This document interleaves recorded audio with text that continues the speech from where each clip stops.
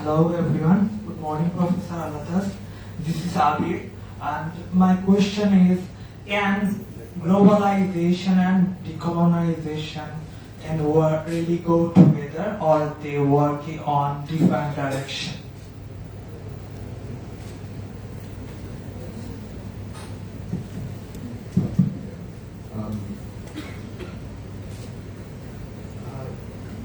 Yes, they can go together. The problem with globalization now, let's say in sociology, what is being globalized is Eurocentric sociology. Right? That is being globalized.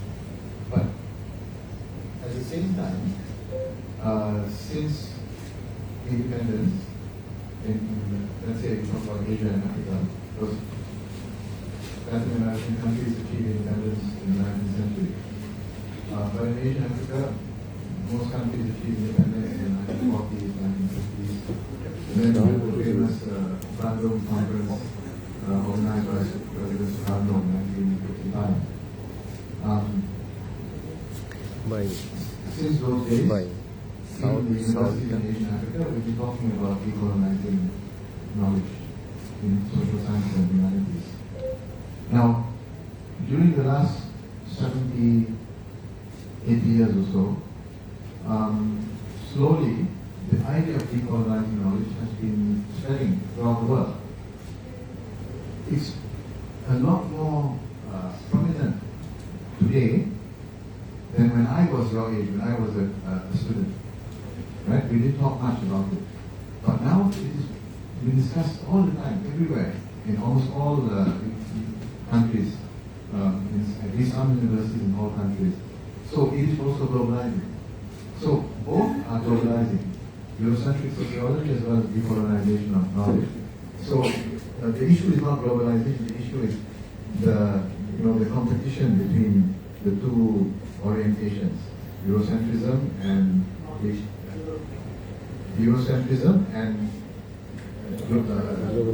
decolonization. Right. So what we want to do is to promote these ideas, and we are not anti-Western knowledge. Right. We are not against Western perspectives. We are not against European perspectives. We are against Eurocentric perspectives. There's also a really important distinction between a valid perspective and a biased perspective. Yeah. Thank you so much, sir.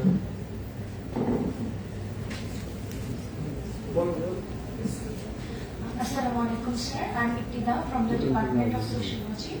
My question is, since you talked about that marginalizing or silencing the non-Western thinkers means silencing the non-Western concepts, practice and problems. Like, there are visible differences between our country and US. So how these problems can be fixed? Can you please give us some opinion about it?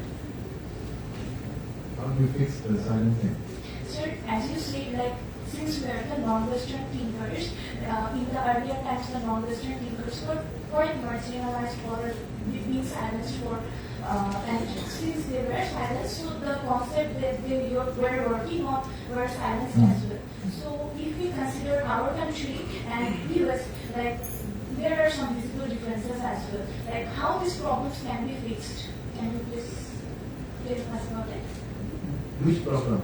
Sir, it's silencing. Like silencing. Yeah. Yes. You see, in a sense, it's very easy to fix the problem. Intellectually, we know what's the problem. The difficulty is more political. If we crave for recognition in the West, then we have published in English, we have published usually in the journals. Most of the journals, English language journals, are published by American publishers, to some extent British, but mainly American publishers. Wiley and Sons, Elsevier, Springer is a new journal. Sage is British, so on and so forth, right? So we are pushed into research agenda and writing styles and theoretical frameworks, which are the mainstream. Right? This is the problem.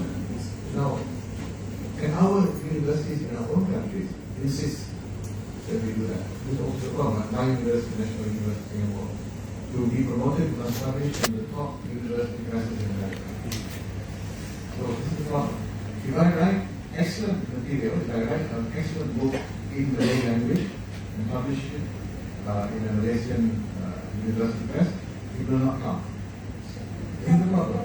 It's not an intellectual problem. It's an administrative, bureaucratic, political problem. Right?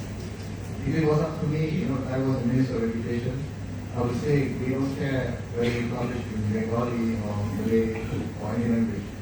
We only care about quality. And we do not care whether you are recognized in the West or not. Not important. Our criteria of assessment should be your originality, the extent to which you think originally and creatively and not merely copy ideas from outside. And your quality, of course, regardless of what language you write in, and regardless of whether you publish in Western journals, in British American journals, or local journals. This is the way it should be fixed. And we must encourage our scholars and our students to be interested in local ideas and concepts. Yeah? So it's easy, we know what to do. Yes. But we don't do it for other reasons. Yes, there are some limitations. Thank you so much, sir. Assalamualaikum, sir. I'm Naida Samshan from the Department of Sociology. So, as we are talking about global sociology and decolonization, so we want to know your view on concept of development from decolonization perspective in current situation of Bangladesh or South Asia conflict. Before that, I just wanted to add on to what I was saying, because I don't want to sound very pessimistic. There are still a lot of things that can be done. Yeah? I think it's important to organize workshops, especially for students and young scholars, decolonial workshops, where we work on those things, work on the problem of silencing. We unsilence the silence, working on local indigenous concepts and theories, theoretical frameworks. We speak about social thinkers from outside of the West, from Asia and Africa, since the 19th century, promotes their idea. A good example from your region, he was writing early 20th century, was Binoy Kumar Sarkar. Yes. It's a good example, right? But how much have we actually studied his work? Ibn Khaldun, Al-Biruni was an anthropologist of religion, actually. One of the first, 1,000 years ago. It was writing 1,000 years ago. His book on India, Kitab al-Hind. So these are the things that we need to study, and a good way to do it is to have, theory methodology workshops, or maybe even summer school. So we can do something. On development, we need development studies, the study of development. So there's a field of sociology of development, right? Well, one of the problems with development studies is that, as somebody wrote once in an article, there is imperial amnesia. Imperial amnesia. Forgetting that development theories today, most of the development perspective, modernization theory, of course, from the 1960s, but even the institutional approach, institutional economics approach, most of these perspectives have left out a very important factor in development, which is imperialism. Especially US imperialism. US imperialism has been a major destabilizing force for countries to develop. Many many countries which try to develop independently, the US will intervene. And intervention very often involves regime change. Give you an example. Why is Iran so anti-US? It's not for irrational reasons. In the 1950s, the Iranian Prime Minister, Mohammad Mossadegh, Iranian Prime Minister, democratically elected Prime Minister, there was a treaty signed or a concession between the Iranian government and the Anglo-Iranian Oil Company. Anglo-Iranian Oil Company later on became BP, British Petroleum. Yeah. So there was a deal about the share of revenue between Anglo-Iranian Oil Company and Iranian government. Mohammad Mossadegh, the Prime Minister, was suspicious that the company was not returning the correct amount of revenue to the government. So he asked to audit the accounts. The company refused to provide the accounts for auditing. Then his next move was he nationalized the oil. And this is when the British government and the CIA stepped in. They went into Iran, did a regime change, got rid of the Prime Minister, and put the Shah of Iran in charge. 20 years later, 25 years later, the Iranians made a revolution against the Shah of Iran, and the students, if you remember, took over the American embassy for more than 1 year. They occupied the embassy. Why did they do that? Because they were afraid that the US embassy would be a site of an attempt to do regime change, like before. This was one of the reasons why they took it away. So, and then many examples around the world. Iraq, Saddam Hussein was, I do not love Saddam Hussein, he was a horrible man, right? But they overthrew Saddam Hussein not because he was a horrible man, because his regime was not in line with the US interest. They intervened in Afghanistan, in Nicaragua. There are so many examples. Philippines, overthrow of Marcos. And maybe, I was told even maybe recently in Bangladesh, right? So, any country that tries to be independent economically and politically, there will be interference, there will be attempts to destabilize, maybe even regime change. This is the functioning of imperialism, post-colonial imperialism. Imperialism in the past is through direct colonial rule. Now it is indirect, right? And this has to be factored into development theory. But development theory, like neoliberal theories, they hide the issue of imperialism, part of the ideology. So we go back to theories of imperialism. Lenin is the foremost theorist of imperialism. Then you have Rosa Luxemburg, Bukharin, and other scholars who were writing in the early 20th century. These ideas have to be brought back into development studies. Then we can say we are decolonizing development studies. Just to answer. একটু এদিকে দাও শুধু বলে ফেলো তারপরে ওই দিকটা তুমি বলে ফেলো You may take more than one question. Good morning, sir. My question to Professor Alatas is about Ibn Khaldun.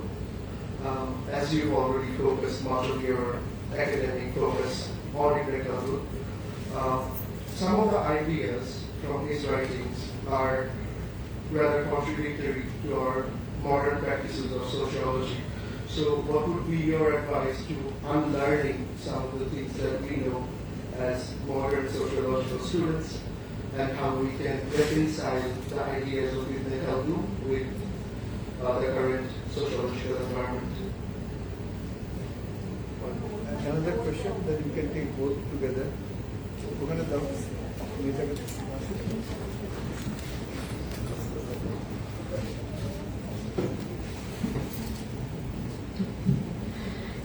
Hello sir, Shobhabji. Apart from this seminar, I saw a video of yours some days ago. So from that day, I thought that I should ask you in person whenever I get the opportunity. So you talked about the lack of mastery in Western thought. You talked about captive mind, that some intellectuals blindly follows Western thought, and you also talked about that Muslim scholars critiquing modernity. If the advancement we want, we should master in Western thought as well. So my question is, what strategies do you suggest for balancing engagement with Western thought while ensuring the preservation and revival of indigenous knowledge? I will begin with the last question. If you don't mind. Balance. You're talking about a balance.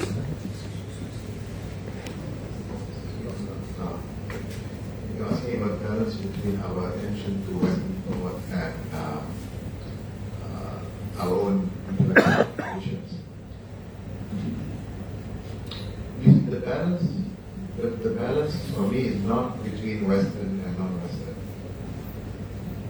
It is a matter of good ideas. So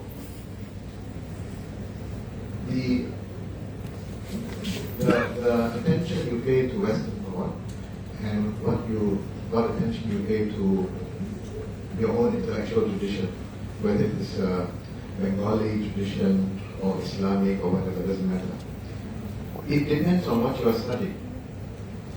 So, for example, if you are doing a study on political economy, you may find more relevant concepts from certain schools of development studies in the West. If those ideas are good, they are important ideas, they are relevant ideas, then by all means, you should do that. But at the same time, keep your mind open to ideas from your own tradition. For example, indigenous communities.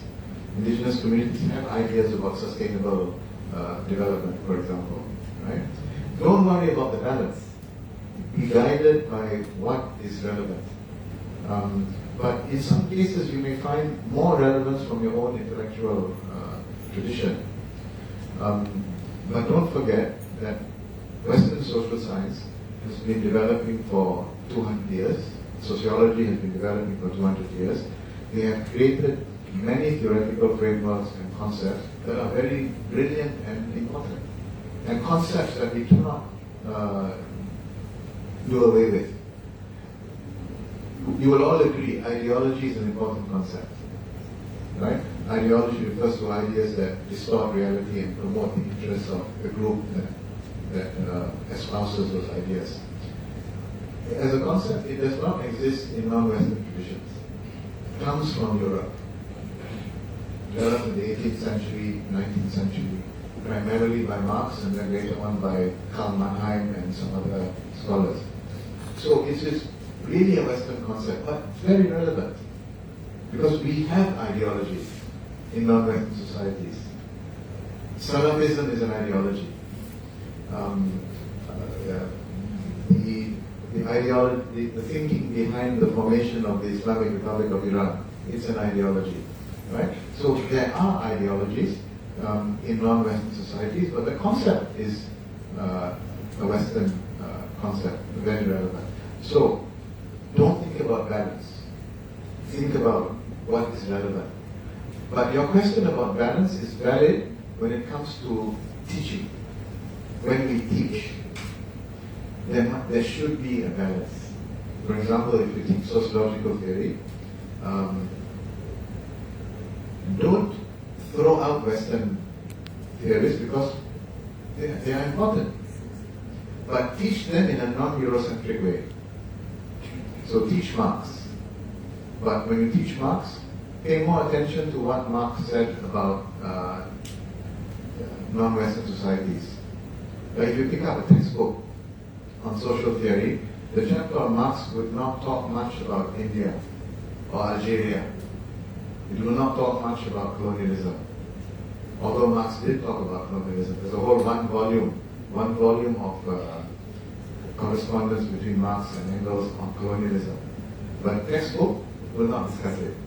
If we write a textbook on sociological theory, our chapter on Marx should have more on India, Algeria, colonialism, Asiatic mode of production, this kind of thing. Same thing with Durkheim and so on. And at the same time, in our textbook, we should have a chapter on Vinod Kumar Sarkar. We should have a chapter on Ibn Khaldun. We should have a chapter possibly on Tagore, the social thought of Tagore, on Jose Rizal, on non-Western thinkers. So there should be a balance in that sense. Exposure to both our own tradition and Western tradition. The question on Ibn Khaldun. Yes. Shall I repeat? No. No, it's a big, requires a very long answer, which I won't give. It's an important question. You see, we need to understand Ibn Khaldun in his own terms, in his own terms, and not from our. We should not impose our. Yes. For example, we say that his study is on state formation. Not exactly accurate because there was no idea of state. Actually, he was talking about formation of dynasties. Then another thing, Asabia. And it was translated into solidarity. Solidarity. You see, Asabia is a kind of solidarity. It doesn't mean solidarity. Yeah. It's only one kind. No, it's not Durkheimian one. And it's not the Durkheimian one. So we cannot read modern understanding onto Ibn Khaldun. Right? And then we are better able to understand where Ibn Khaldun is applicable and where he's not applicable. For example, his theory of formation of dynasties applies to states which are based on kinship ties. Because Asabia is solidarity based on kinship ties. Right? But at a more abstract level, Ibn Khaldun can be applied to other situations. For example, he talks about how the elite will abandon the state when revenues fall below taxes. When revenues fall below the expenses of the elite.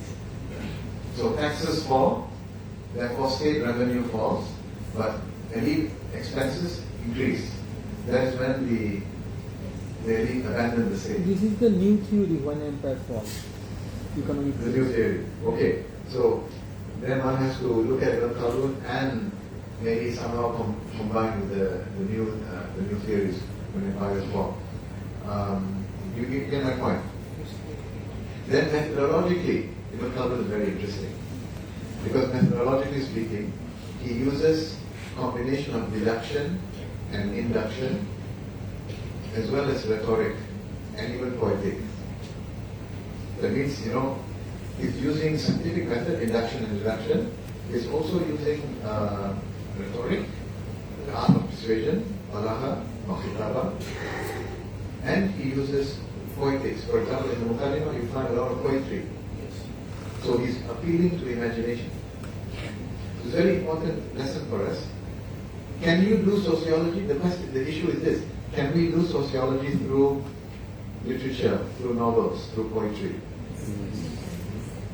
Do you find the poems of Tagore to be a social commentary? Nazrul Islam, Qazi Nazrul Islam. In fact, yesterday in my talk in Dhaka University, I gave some examples from the poetry of Nazrul Islam. Anti-colonial ideas. Right? You'll find some anti-colonial ideas in his poetry.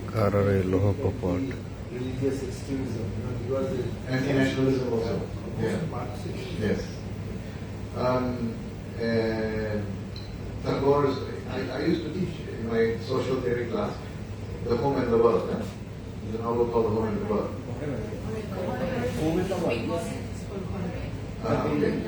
The translation Home and the World. That's an example of doing sociology through the novel. Right? it is a critique of society. It's a critique of, actually, it's a very interesting critique of Marxism. Because you expect an academic, bookish Marxist, leftists will think that the Marxist will be the one who will stay with the workers and fight and die with them, and the Zamindar will run away. But in the book, the reverse happens, right? Yeah. So it is the novel, although it's fiction, is more real than the work of some of the leftist scholars. So, same thing with paintings, with visual arts, you know. So, why do we restrict our sociological thinking to theories and to empirical research? That's important, but it's not the only way. So, in Khaldun, because in Islamic tradition, there are 4 ways of making knowledge claims. Scientific method is only one way. What is called demonstration, induction, deduction. The Muslims call it Burhan. That is one way of making knowledge claims, truth claims, but there are 3 other ways. Jadal or dialectics, Balagha, poetics, rhetoric, and Sher, which is poetics. Poetics refers to imagination, art, literature, poetry, novels, plays, visual art. These are ways of making truth claims, but not appealing to facts, but appealing to imagination. For example, a character in a novel represents a type in society. But we learn about society through our imagining about the character in the novel, using our imagination. This is poetics. This is one of the lessons from Ibn Khaldun, that expand our range of methods of making truth claims.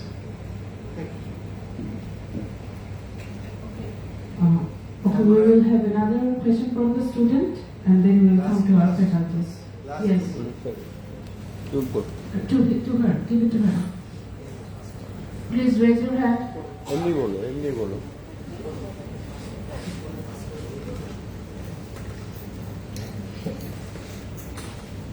Hello, assalamu alaikum, sir. I'm Tahira Islam.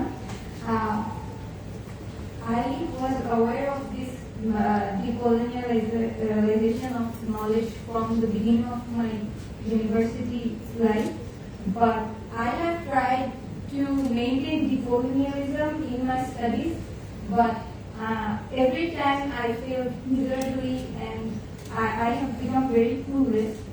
So what can we as students in our further learning process and research projects do to maintain decolonialism in our studies? Thank you. What do you mean when you say you have failed? I mean, I couldn't find any way to do that because we are so used to studying Western structure, so we don't know how to approach decolonialism. Okay, so that's why you're right about this, and all of us have gone through that. in our psyche. Yes, but in the psyche and also how to actually do it, through theory building and concept formation and empirical research. So it is not something easy. One has to work through it. That's why I believe that it's important to organize workshops. Not just presentation like this, but workshops, 2 days, 3-day workshop, where we sit with the students, we read through texts, we explain how are these texts, how are these paragraphs, how are these pages, how are these concepts Eurocentric, and how can we decolonize, how do we change them? When we say decolonize, what do we do to those concepts, those theories? How do we change our empirical research? So we go through the whole process of research, from conception of the research problem, choice of the topic, conception of the research problem, choice of theoretical frameworks, building theories, building concepts, and then doing the empirical work. We go through all of that, and at each stage we talk about what it means to decolonize. I think the question her question implies that people may understand what decolonization means at a very abstract level, but how do you actually do it when you're doing your research? And then we cannot talk like this. We actually have to have the workshops and go through it, right? Yeah. And then that also means I can come back to Dhaka.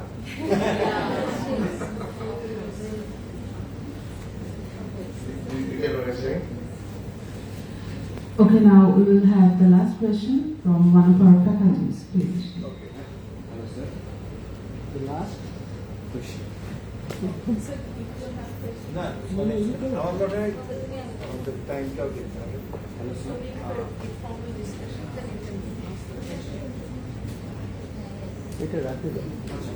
Sir, so I have only one question.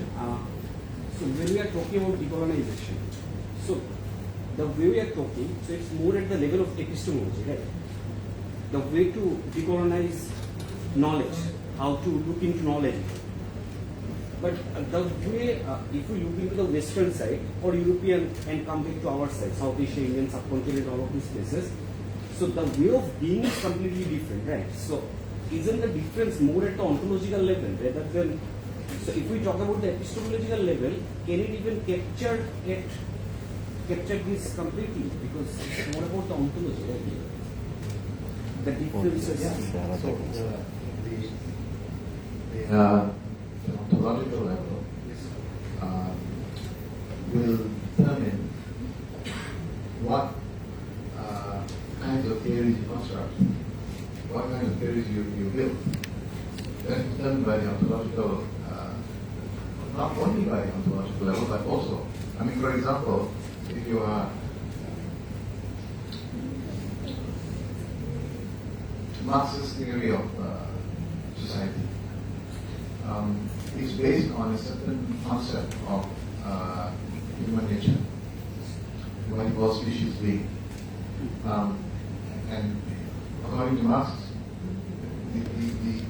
the core trait of the human being is to objectify himself, to put something of himself in objects, right? And fulfillment comes from a feeling of connection with those objects. When you don't have a connection with those objects, you have alienation. And the alienation is because of capitalist institutions. Alright, that's how this theory works. Now, if I want to build Ibn Khaldun's theory, I must also figure out what is Ibn Khaldun's conception of human nature. Right? This is the ontological aspect. How do institutions, according to Ibn Khaldun, allow or disallow human nature to be realized? And I build that. So there's a certain structure, right? It's the structure to build theory, where you take into account ontology, epistemological issues, methodological issues, and then of course specific concepts. Yeah, this is what we do. Happy second. अच्छा बोले. We will have more discussions Now later. what will give you 30 seconds? Okay, sir. I just want to ask you yeah, I really want to came here from Dhaka University this morning and come to ask you the question. So it has been, let me, not with any jargon. Starting with Edward Syed, post-coloniality to decoloniality. I'm not going to. Okay. And I just wanted to know, really wanted to know, and how you are going to answer, communicate, you can communicate me personally. So how your decolonization project is different. I know subaltern, I know all these things, Nicholas Darks, blah, blah, blah, and I really wanted to know your point. And you don't have to answer it because a lot of people, we can come to me anytime. If you wish to. No, that's a good question, and I would really like to answer it. Decolonization of knowledge is not a theoretical framework. It's an umbrella term referring to many schools of thought and many theoretical frameworks that want to decolonize knowledge. So actually, since the social sciences started in Asia and Africa and Latin America, in the last 200 years, we find many approaches to decolonizing knowledge. Subaltern studies is an Indian school, which you mentioned. Then you have Escobar.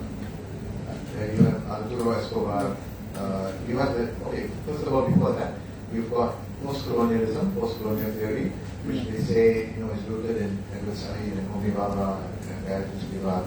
And you have in India, you have the indigenization of anthropology movement, also in Philippines, in indigenizing of psychology in the Philippines, and so on and so forth. We have many approaches. Decolonial, so you mentioned Arturo Escobar.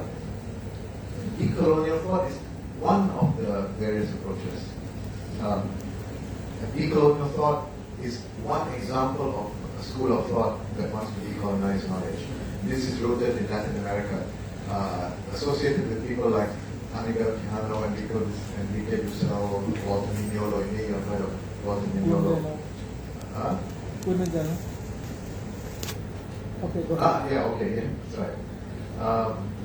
So, now in the Malay world, when I say Malay world, I mean Malaysia, Indonesia, the approach that was started by my father is called autonomous knowledge.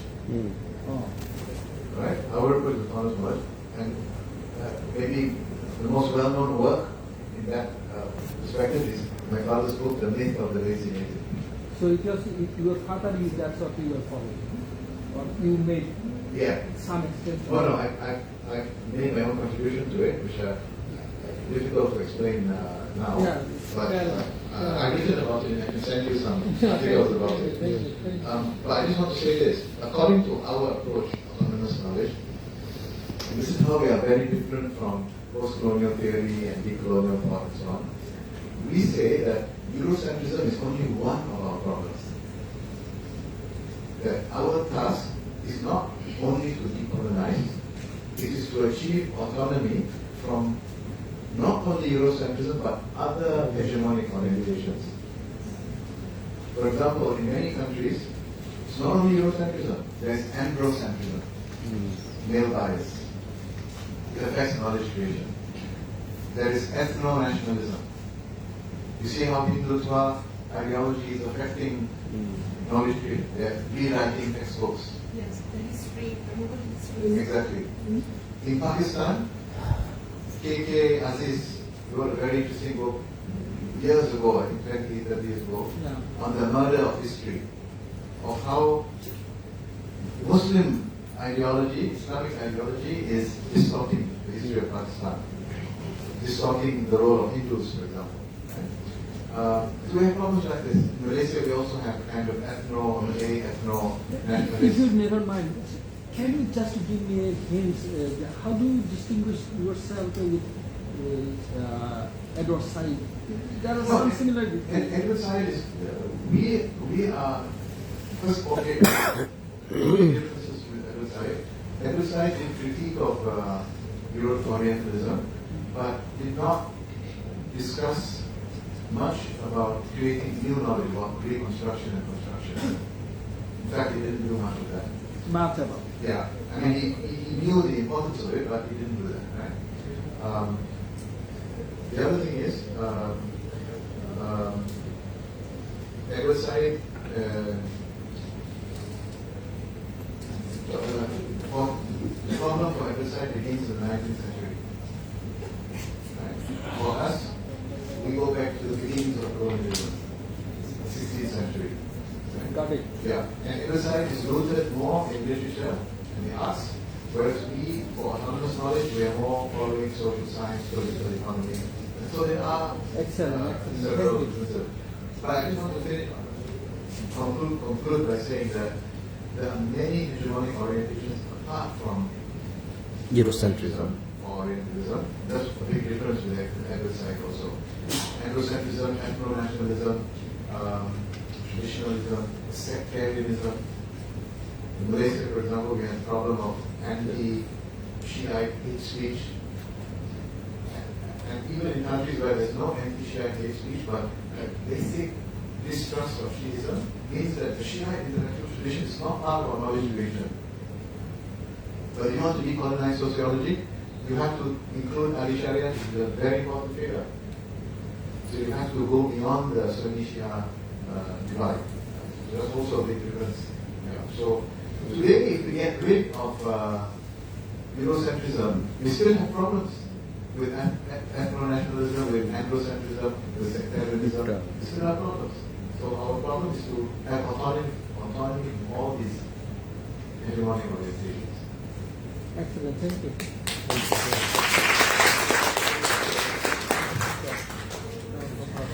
Thank you, Professor Alatas, for your thoughtful responses, and thanks to our audience for your engaging participation.